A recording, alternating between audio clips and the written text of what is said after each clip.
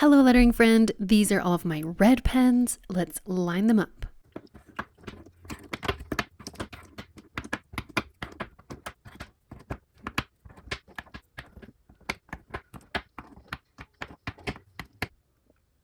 So I had this idea in my journal to do a cascading rainbow section. This is my Art and Olive journal in the 8x8 size. I'll tell you each pen that I'm using. They're all linked in my Amazon favorites below, and this is a brand new series, so each week we'll do the next color. And I'm gonna add this stripe at the bottom, so it's like that's all you see from the very front page is that stripe of the color.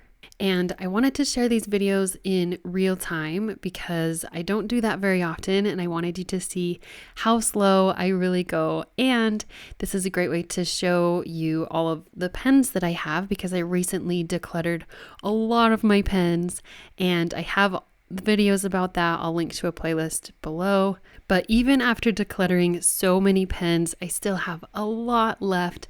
So this is just a little way to show you the ones that I have left. These are some of my very favorite ones. And I still have so many that I'm not able to use all of them all the time. So I thought this was going to be a fun way in my journal to be able to use all of them. And if you like this idea, feel free to do this in your own journal. I'm doing a bunch of different styles. I hope these styles can give you some inspiration and you can try it for yourself using all of your pens. And I'm not going to talk through the whole thing. I'm going to turn on some music here.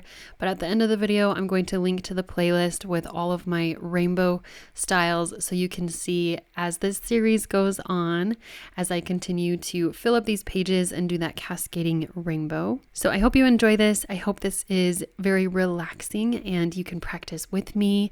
Get out your red pens. Let's create some red styles together. Thank you so much for being here.